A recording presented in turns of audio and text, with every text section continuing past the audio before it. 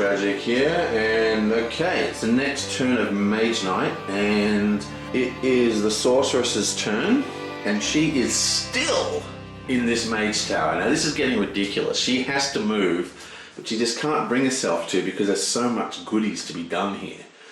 I think she's going to stay here for one more turn and then she's out of here. So let's have a look at her hand.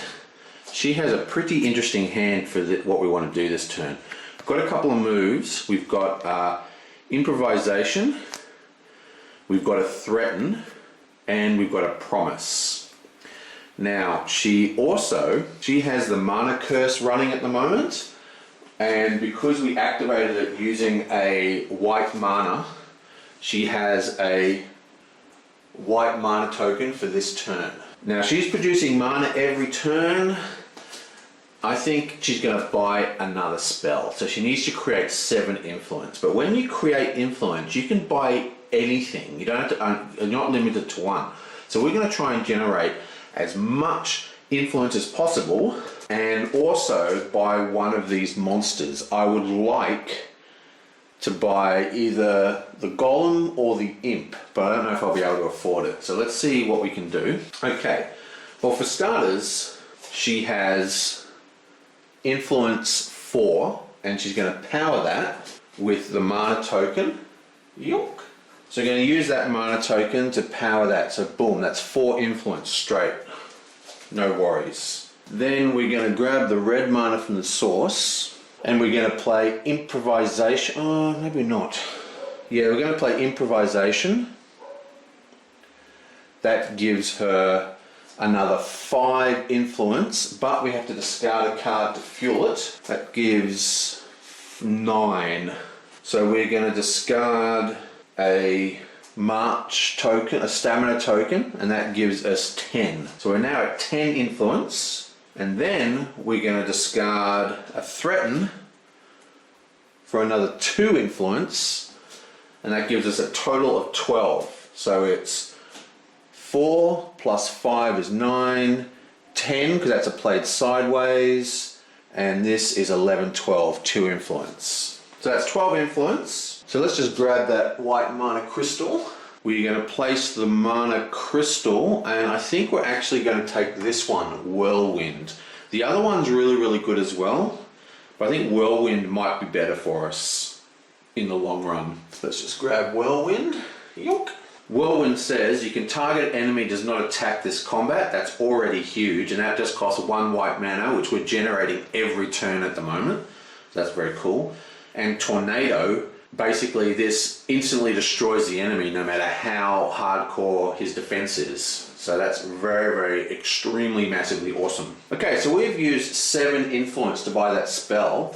That leaves us with another, how much did we create? 12. That leaves us with another 5 influence, and everything, that means we can either buy the scouts, cost 4, or we can discard another movement, give us 6. So what we're actually going to do, I'm going to discard another one.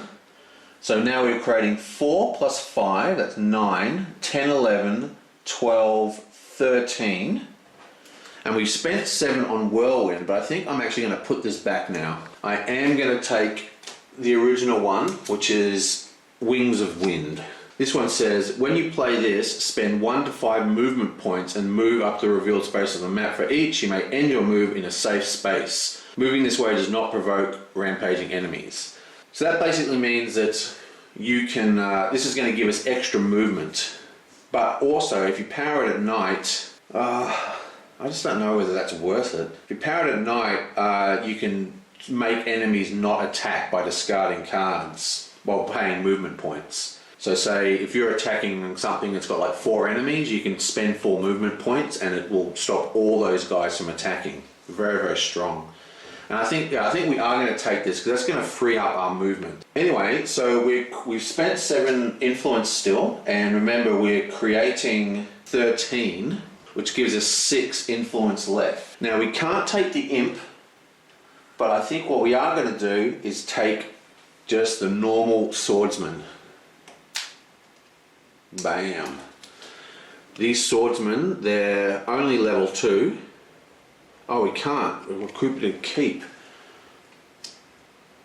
7, 6. We can only recruit this guy. Okay, so we're going to recruit the scout. That costs 4, which means we don't have to spend that last card on movement.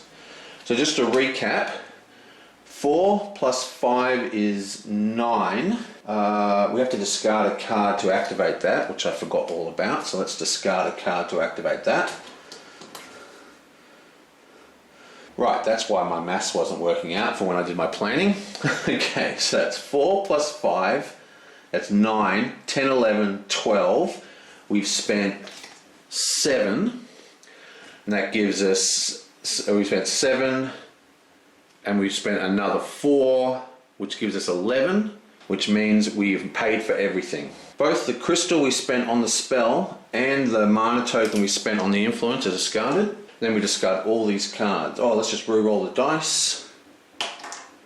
Oh my god. Where is it? There it is. Another yellow. Wow, this is crazy. Right, and then we discard all those cards. 1, a 2, a 3, a 4. That's 4 cards plus this card. That's 5 cards. Okay, so there goes the scout, and here goes all our discarding. You know, I just don't know about this whole turn. I think more spells. I don't know. I'm actually going to pay for these spells. You know what I'm going to do? I'm actually going to take back the scout. We're not going to buy the scout. That gives us take our movement back. And I'm going to put this back here. Right, and that should, yeah, I don't think we need that scout. He's too wussy. I really wanted to buy one of these guys, but I don't know. I just couldn't afford it and the spell. Right, so let's just focus. So let's just do that again. So that was influence 4, influence plus a discard. So that's 9. We only bought a spell. 4, 5, 6, 7. Okay, so if I go 5, 6, 7 with the discard, that means that I don't have to discard. Right, okay, so this is what we're doing. We're redoing that whole turn because it was a bit of a disaster of a turn. Let's do it this way. So, just to recap, now I've already re-rolled the red dice, so I'm stuck with that, okay? So we had a mana token and we had a mana crystal. I'm using the red dice to power this sucker. So I used the red dice to power that. That gave us 5 influence. And then I discarded threaten because I didn't want it. So that's powered that card. So that's 5. And then I spent another 2 from Promise, that's 7 influence, and that gains me the spell, which I then spent 1 mana token on. So I've still got the spell, but I'm not buying the scout, and that leaves 2 movement cards in my hand, which I think is a lot better for us. Okay, and that also means that the white crystal doesn't get used. So all that stuff is discarded. So we discard 3. The white crystal is returned. We have 2 movement in our hand. We put the spell on the top and then we draw 3. 1, 2, 3. Okay. Okay, that's it. She is leaving the Mage Tower next turn. Maybe I should have bought the Imp. Oh well. I don't know. Ooh, a cure. It's now Green Man. And he's got a pretty simple turn this turn. He does have Long Night, and all he's going to do is spend 1 card, power it with the blue mana source, boom, and that gives him 4 movement. And then he's going to go 1, 2, 3, 4 to the monastery. Let's just re-roll. Blue again. Put that back. Now he's at the monastery, which means he can do all the monastery kind of things, but he has no actual influence in hand. But if he spends 2 influence, he can get rid of this really annoying wound, which he'd really like to do. Actually, let me think. He has +1 influence, and he's got this trait which gives him +1 influence for each different type of mana crystal, and he's got a green and a blue. Let's not count that cheating yellow. That actually gives him 3 influence without having to actually spend any cards. Yeah, actually, I just checked the rules, and I'm pretty certain that because we are actually sitting at 3 influence, because we've got 1 coming from the reputation track and we've got another 2 influence coming from his play area, that means that we can actually activate the monastery without discarding any cards at all. So we're going to spend 2 influence to discard this wound from our hand, and that's going to be the end of our turn. So even though we only spent 1 card, we actually got rid of a wound, so we get to draw 2. 1, 2, nice. And this is seriously one of the worst manuals I've ever seen in my life. It says right here though, if these bonuses are high enough, you may interact without paying any influence effects. And that's under the influence points section, but it's under the B section, which is talking about the city bonuses. But, I don't know, what's going on? Who knows? But anyway, that's what I'm doing. I'm sure I'll be told if that's wrong.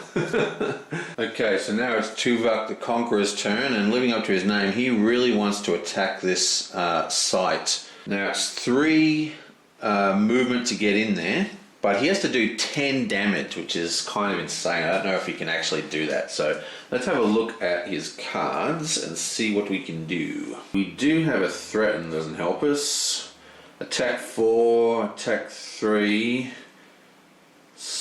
No, we can't even get close. We can get 4, 5, 6, 7, 8. We can get 8 if we spend all our cards and a red mana. But then we still need to move in there. Okay, what I'm going to do for starters, I'm going to cast Tranquility, and I'm going to draw 2 cards by powering it with the green die. There is no green die though, so we can't do that. So gonna just power it with by itself. So we're just gonna play Tranquility. That allows us to draw 1 card. Better be a good one. Yoink! Attack 4. That's nice. So let's have a look here. We've got attack 2, because this reads attack or block 2, right? And I've been playing for a long time now that's 1 attack, 2 block, but apparently it's 2 attack, 2 block. So there. And apparently in the reprints, it's actually been redone as attack 2, block 2, because it was so confusing to people like me. Anyway, so I've got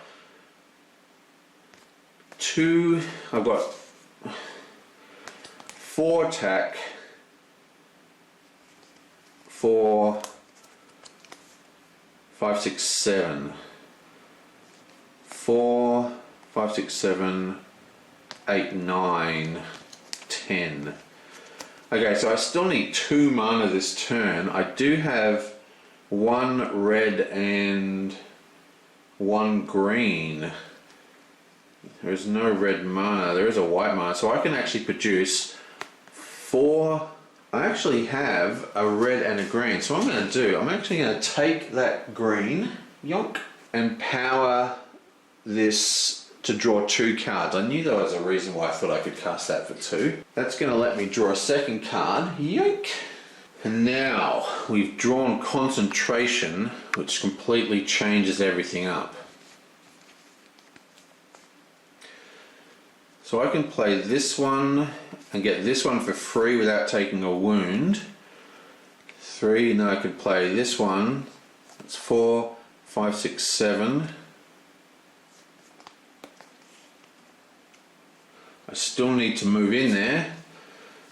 Oh, okay, let's just see how this goes. I've got a movement, so I have to spend that movement, and that gets me in there, okay? So this one's gone, bam. Now he's producing 2 attack, so I can block the attack with this guy, so he's gone, bam. And then I need to produce 10 attack back, and I can produce concentration gives me an extra 2 points with attack, so that's 4, 5, 6, 7, 8, 9, 10. Okay, I can do it. Okay, I can do this. Okay, so let's see how this works out. For starters, I've cast this, I drew 2 cards, and then I'm casting move, and that gives me 2 movement points. But remember, during the night, I actually generate a +1 movement points at all times. So that's actually 3 movement points. So that's enough to get me into this location. 3. Bam, I'm now attacking. So now I have to deal with this monster. So he's doing 2 attack, okay? Very easy to block. So I'm going to add Rage. That gives me block 2, thanks to the new rule that I just learned. So I've completely blocked his attack. Let's move this thing over here. So I've blocked his attack. Now I'm casting another Rage, but this time I'm powering it with a red token. So that's produced 4 attack. Then I'm casting Concentration. I'm taking another green token, trying to avoid using white tokens, you see, to get rid of those wounds, so we're going to be burning our crystals. I play that down. That powers the next card. So what that one says is, when you play another action card, get the stronger effect for that card for free. If that gives you move, influence, block, or any type of attack, gain +2. So we then play the last card, boom. We get 3 attack, +2 is 5, so that's 4, 5, 6, 7, 8, 9. And then we play 1 attack sideways, and that creates 10. And there you go. That's him dead. Boom.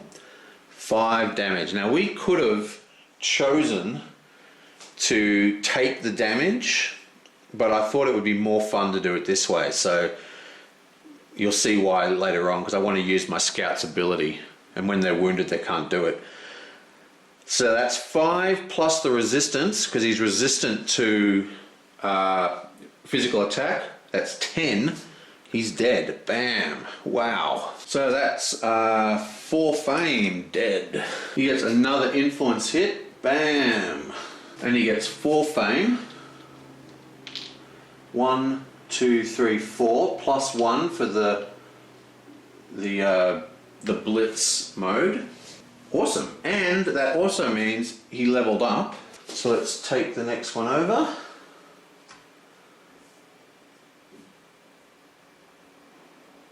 We've got a spare command token, and he now has an armor of 3. Okay, so he's taken over that keep.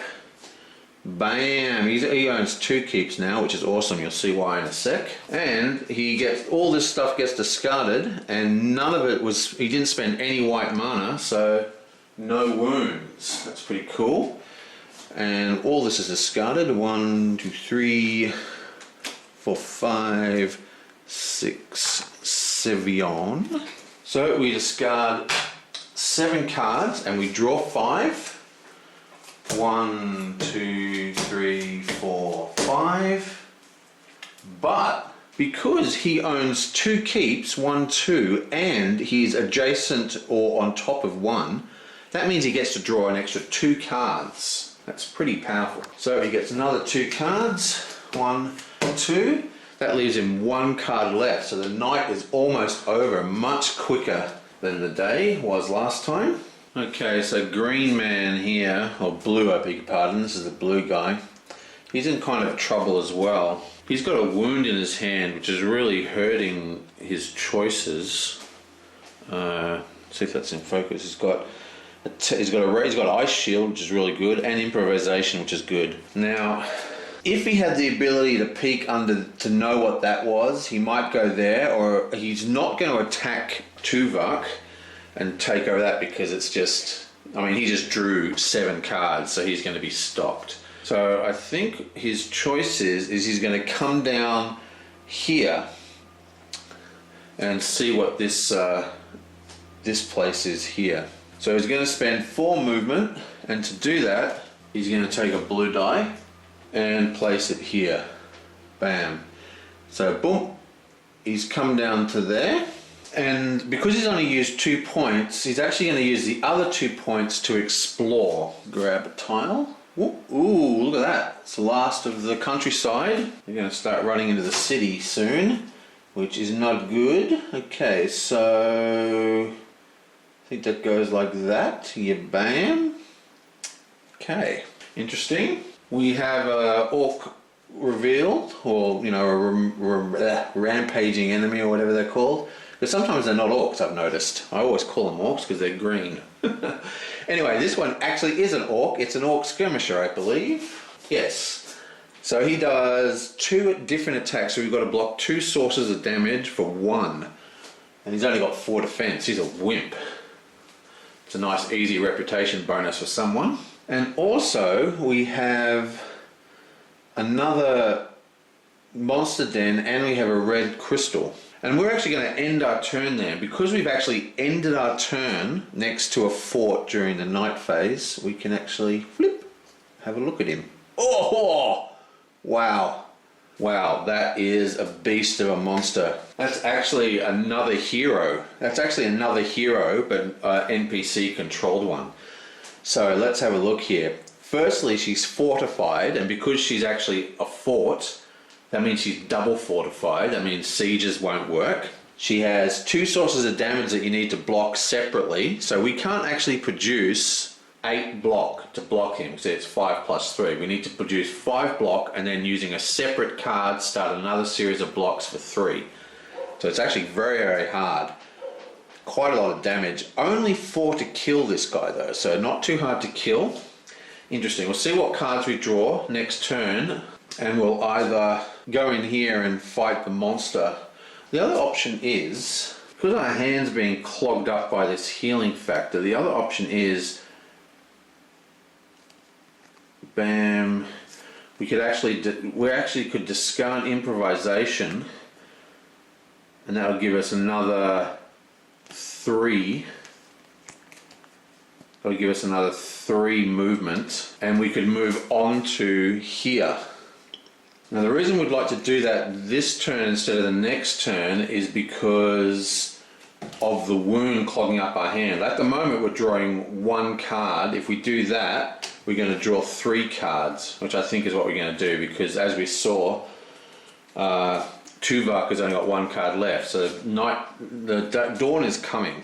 So we are going to play improvisation without pumping it with mana, and to power it we're discarding a rage, and that gives us 3 movement, and we're just going to move bam bam bam into here, and we'll fight that guy next turn assuming we get some cards for it. Okay, let's roll this guy.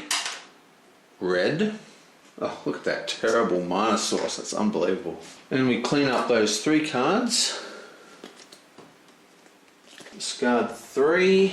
We have 2 in hand including the wounds. We get another 3. Beautiful. 1. Beautiful. 2. Beautiful. 3. Okay, so that's a really good last move. Hopefully. Okay, that's the end of this turn, and you know, our sorceress is just insane. She's still up there. But she does have that beautiful flying spell now, which means she can move 5 points. 1, 2, 3, 4, 5, like that. It's pretty awesome. Even so, it's time for her to start doing something with all that power. And interestingly, we are now on the source tiles, the actual sort of brownie tiles. That's going to mean a whole lot of new things. When we switch to the day phase, we're going to start getting uber people coming out of this deck, the gold deck, which is like super units. And what's cool about that is that we're going to finally see this card take some toll, so we're able to get like a really expensive, awesome unit for basically nothing. Okay, so that's the end of that. I will see you guys next time.